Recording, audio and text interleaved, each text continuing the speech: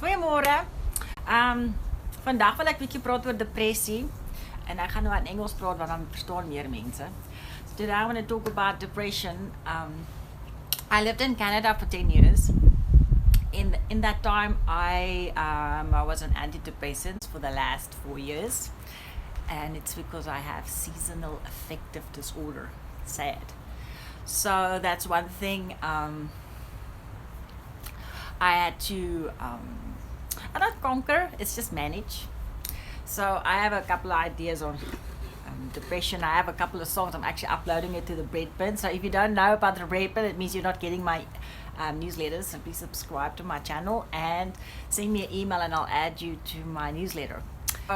So depression is something that I don't think you should play with.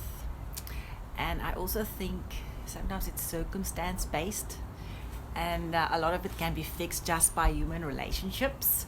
But I'm not saying that you should just go hug everybody and think that's going to solve your problem.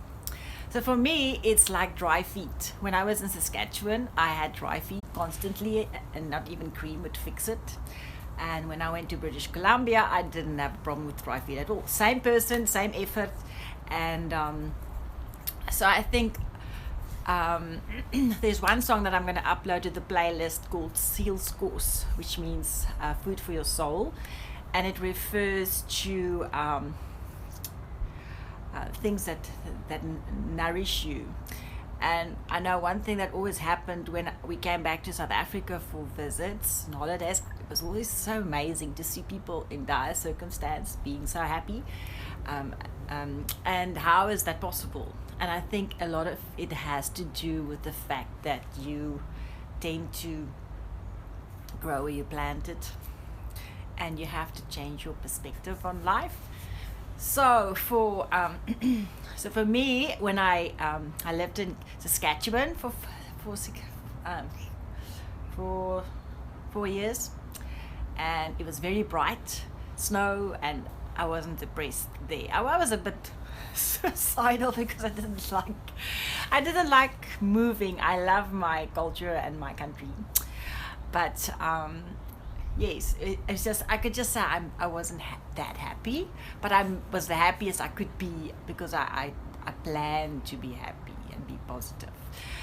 When I lived in British Columbia, this season really affected me. It was very grey, and I didn't like the grey. So I have to be very aware when it's grey and overcast, that I have to be aware that I stay happy and make sure that I surround myself with happy people, because it does trigger. I get into like depressed and everything happens to me, sulking mode. So it's a conscious decision to not be in that space for me. So every winter I had a happy light that I had to sit in front of. It always looked like an angel came to visit when you sit under the happy light, but it's 10,000 lux. And I drank my antidepressants. And one thing I really appreciated about the psychiatrist I saw, it's cheaper to see a psychiatrist than a psychologist in Canada. So yes, I saw a psychiatrist. And he said, you know what, you're much better now. We're managing your triggers and what makes you depressed. But the one thing you have to remember is pills won't solve everything. You have to have people around you. It'll make you happy. You have to do things that make you happy. So there's an effort involved in being happy. And so yes, when I came back to South Africa, we were planning it. Okay, listen, we're going to give you enough pills for 3 weeks, and then you're on your own. And I didn't need antidepressants again. After that, I did in the beginning of winter, because the Cape winters are very similar to British Columbia winters, where it's grey and overcast, and it's going to rain, it's raining, it will rain, it just rained. I can't stand that. I had to sit in front of my happy light, which is a bit funny because it is very bright in South Africa. You don't need all the light on your retina. But yes, I did use my happy light, and now I'm very proud to say it's lying in my storeroom, and I'm not using it anymore. But I have to check myself because I tend to be a very emotional person. I soak up my environment and what goes on, and I think this will be true for a lot of people. If you read too much newspaper, if you watch too much news, if you hang out with too many negative people, it will influence you. You are not a robot. People will influence you. I remember I had one patient when I was working at a psychiatric hospital, because I'm a nurse, right? I actually have a psychiatric nursing qualification. But the one thing I remember is I had to observe a teenager, and he was very suicidal. And I thought, well, you know, best thing is to make friends with him and see what he's into and what is influencing his life. And I ended up listening to his music, and it was very, very dark. And it's like, you know, if you had to listen to this more than an hour, if you weren't depressed, you will definitely go there. So, and that just showed me that, yes, what you allow into your life takes over, especially media. Media can be very, very bad. I tend not to read newspapers, and then some people say, oh, you must know what's going on in the world. But you know what? If you look at how news arrives at a newspaper or radio station or television, and which station takes which news and what they choose from the pool of news to put on as their face and shop window, you realize they play you like a violin. They want you to watch them and be engaged, and people tend to watch the gory stuff. So from the same pool of news, they could have picked good news. And I had the experience. I once had to phone the television station. Oh, I have news, good news. I'm back from Canada. I'm back. I'm a South African, and I'm very proud. And they said, well, that's not news. You know, did somebody die? No, nobody died. Well, then we can't put it on our channel. So that's the thing, is you have to realize that you buy what you get. And so that's something I learned from Canada, is where they will tell you, you know, this guy did his personal best. He might have been last in the competition, but it was his personal best, and that will get the main title on the newspaper. Not the fact that he was last or disappointed or whatever.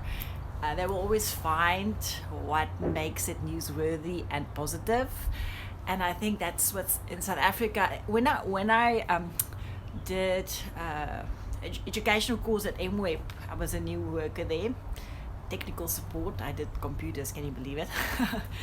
I learned a lot from that first week where they did orientation. I mean, I could have cut out everything else. That was a very significant week for me. And there they told you, you know, you have to know that the media is very selective and very negative in South Africa. Just keep that in mind. And I didn't know what they were talking about.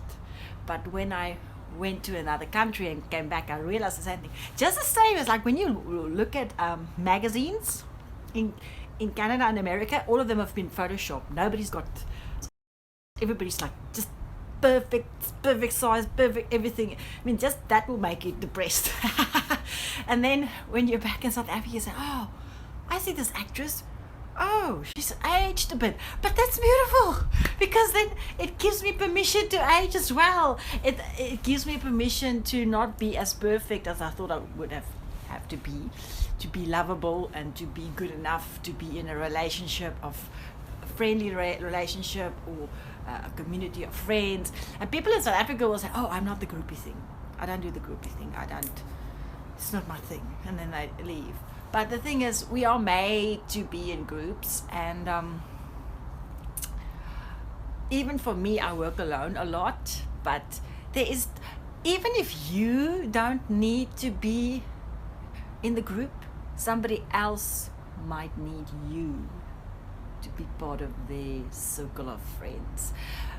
So I mean, sometimes when I just sit and I look at a restaurant and some people passing by, and you watch them come and go, and then you realize, but they have a way of walking and talking and behaving that moves across the room, and that is your contribution. Even if you're not talking to anybody or saying anything, you are in that space. If there's a camera there, it's going to take a picture of you in that space that tells a story. So yes, I am a very positive person. I have my moments of depression, but I know that on the other side of that darkness, there's light. You just have to, if you're going through hell, keep going. You have to push through. And it's very nice if you have friends that can support you through it, because it makes the transition quicker. It doesn't mean you have to go and sit and moan every day, but it does mean that there's people that will carry you on Monday, and tomorrow it's your turn to carry them through their time and space. So yes, that's what I want to say about depression. Drink your pills if you need the pills, because it's like a walker, you know. If it's going to get you from A to B, just use it.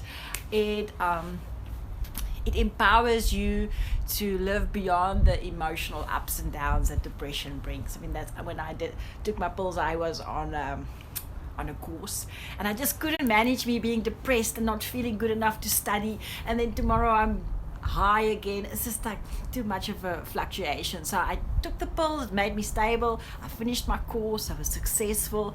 It wasn't as great on the edges because I wasn't as high and as depressed, but it was perfect for me. And it did take away a bit of my creativity, but you know what, sometimes it's sacrifices you make just to be able to live with yourself. So yes, go and be somebody's special person today, and hug somebody and ask people how they are, and really be really interested, because life is short. And I know I had one friend in Canada, and she left British Columbia with her son, and he was very sick at the end actually. He had an incurable disease, and they had to do adaptations to their house in the new province that they were moving to. And she once said to me, you know what, you were my only friend in Maple Ridge. And I didn't know that. I thought she was just somebody I met at kindergarten, and she was a parent, and there you go. But for me, or for her, I was the person that connected to her, that she felt connected to, and I didn't think of anything of it. So just be careful. If you think you don't need people, they might need you. And I guess that's the message. And drink your pills. Support people to drink their pills if they need it, because it's not a magic bullet. Sometimes they need that crutch just to get over a stage where they can feel empowered again and see the light, because sometimes you're so deep in the box that you can't see over, you know, and it just really immobilizes you. And yes, and you must also allow people to do it, I think, in their own time and space. Sometimes people are not ready to hear what you want to tell them. You know, always giving people advice and telling them what to do won't solve the problem. You have to give them space to take the solutions and for themselves. And that's sometimes hard, and sometimes you're not always on time, you know. Sometimes you're late, and unfortunately. But this is life. We're in it together. We're going to all die one day. So we can just have fun while we're at it. So I am loading a playlist about depression. I have lots of songs about it, luckily. But it doesn't mean that you have to stay in it. Like if you listen to the playlist and you decide now you've had enough, that's a good sign. So I think one song I'm gonna load is Boy with the Marbles, where a boy plays with the marbles and he creates the universe. It's an image my daughter came up with in one of her dreams, and his mom calls him to come back for dinner time, and he goes back into the darkness, but he knows where the light is. And I think that's the thing about depression, is you can go back into the darkness because you know how to get into the light again.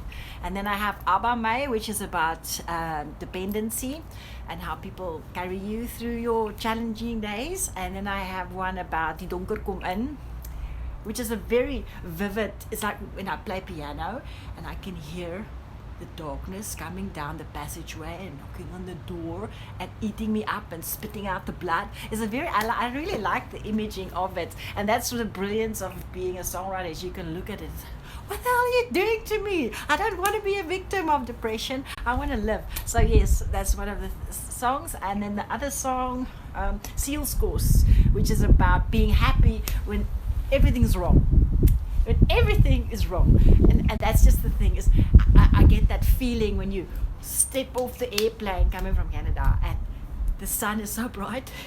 You spend the first 4 hours walking around like this because you can't open your eyes because there is just so much sunshine. So maybe I should load I'll Bring You Sunshine, because that's a happy song, so people don't know what they have in South Africa, because the weather is everything. Honestly, if you like sunshine, you have to visit South Africa. It's the best place.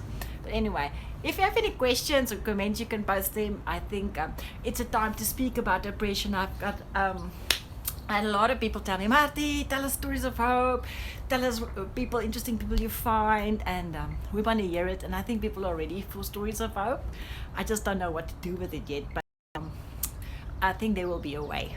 So if you have any contribution, please tell me, because I do load it to YouTube, and that means it stays around longer, and maybe we can get a crowd of people that can make a difference. And even if you can get me to come and speak at one engagement with people that's important to you, maybe it's a women's group or a networking group, people tend to think that I do inspire them. It's not because I'm perfect, it's just my talent or my superpower I got, I guess. People like reading my newsletters, so subscribe, ask me. I love to be part of it, because if we can switch a couple of people's lights on, wow, it will make a big difference. We need to be alive in our lives. We need to live with passion and find our purpose, because that's what you're here for. So enjoy the rest of your day. Now I have to figure out how to there's a button. I had to stop the live recording.